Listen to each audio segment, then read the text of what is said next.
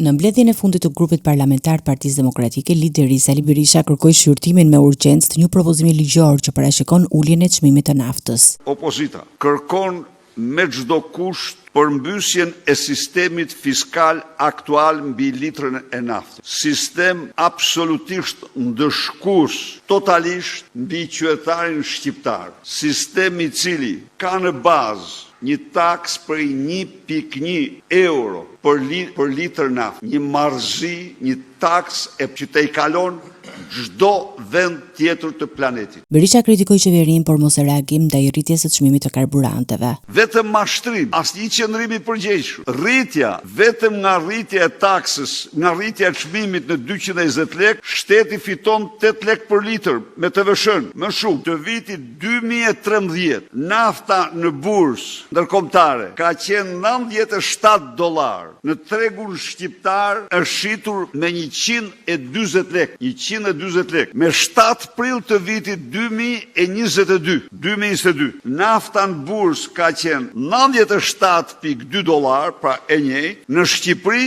është shitur me 228 lekë. Nafta në bursë, çmimin më të lartë nga viti 2005 gjerë sot e ka patur në vitin 2008. Kreu i Partisë Demokratike u ndalte procesi i integrimit evropian duke pretenduar se Shqipëria po has pengesa për shkak të problemeve me shtetin ligjor dhe korrupsionin. Procesi i vlerësimit të IBAR mbeti në klasë edhe dje. Pra, Këshilli i Ambasadorëve që shqyrton këtë raport që ka të bëjë me zbatimin e themeleve, gjërave themelore, shtetit ligjor, luftës kundër korrupsionit, çdo javë mbetet në klasë. Çdo javë shtohen vendet që e kundërshtojnë. Lideri i opozitës komentoi gjithashtu edhe zhvillimet të ndërkombëtare. Vlerësimin tim, tonin të Partisë Demokratike dhe opozitës për arpushimin e arritur në luftën në gjirin persik midis Shteteve të Bashkuara, Izraelit dhe Iranit. Leturojmë